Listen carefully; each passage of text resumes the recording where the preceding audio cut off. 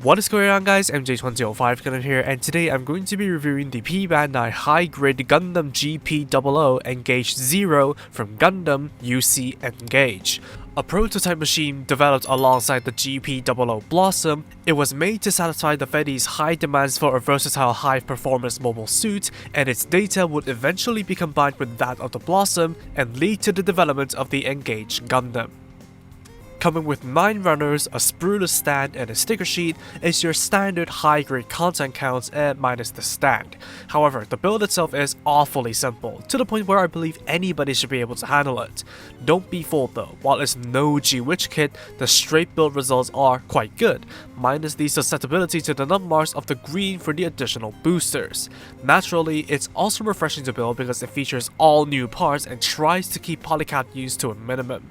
But with the gauge presence indicating the milking potential of the Engage 0, I'm not sure how well that statement will age. And interestingly, it doesn't use the universal standard backpack connections. Instead, you'll have to modify the adapter from the core Gundam kit in order to provide it with the universal backpack connections. Moreover, the arms use a much smaller socket compared to those of the universal standard, so you can't steal those without stealing the torso.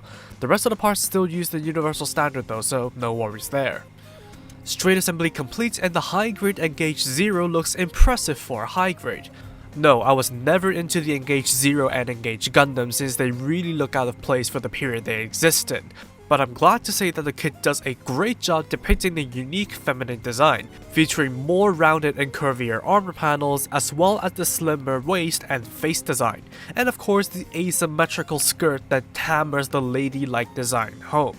Stickers are mainly isolated to the head, chest, and backpack sensors, but there are some provided for the black dots on the chest, the yellow chevron on the crotch, as well as the red stripes on the forearm, knees, and feet. However, I really cannot get over how bland the kit comes across without panel lining.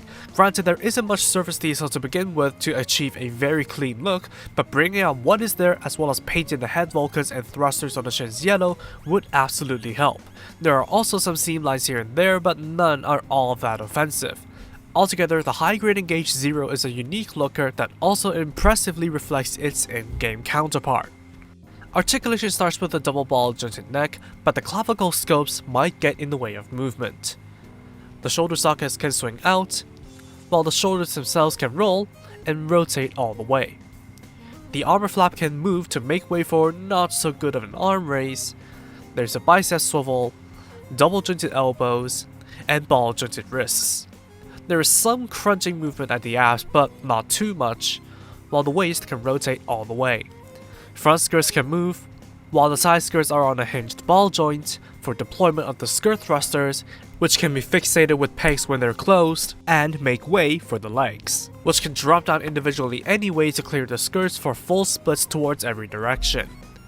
There's a thigh swivel, double jointed knees, a moving ankle flap, and multi-jointed feet that have an alright range of movement. Finally, the beam saber holsters can be adjusted, and the backpack can flip up and down.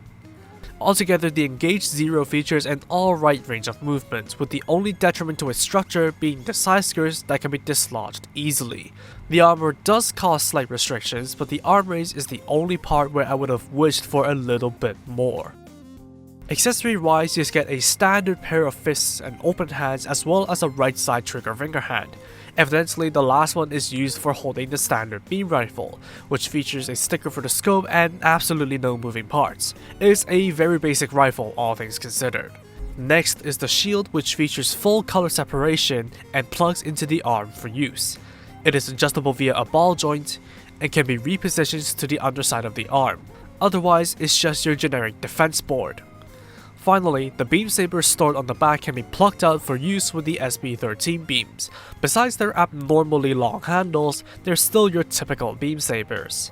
An alternate backpack is included in the form of the additional boosters, featuring red stickers for the stripes and ball jointed movement for the booster units and individual thrusters. It simply replaces the original backpack to provide the Engage 0 with explosive thrust power to keep up with the Camphor high mobility type. I honestly prefer the original form more than this additional booster form, especially when it takes from the animated cutscene instead of the in-game model with a uniform color scheme. but I guess it's a neat addition so that you're not paying 2,500 yen for just a standard Gundam. Finally, there's a stand adapter for use when plugging the Engage 0 onto the included display base for aerial poses.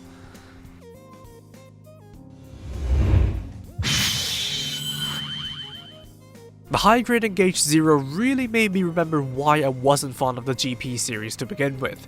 It's just a number of test-type Gundams with relatively similar generic loadouts and a different skin. The Engage 0, regardless of its canonicity, is no different. However, the kit does a top-notch job of bringing the in-game design to life, while sporting the courtesy to give you one of its many variants right off the bat with the additional booster type. That said, the overall articulation and rigidity of the side skirts could be a tad better, but it's neither here nor there, as the major thing to consider is the price. What you're getting for 2,500 yen isn't exactly the most exciting package overall, especially when in the foreseeable future, the other variants of the Engage 0 will be made into kits. Whether or not the looks and color separation compensates for the lack of features is up to you.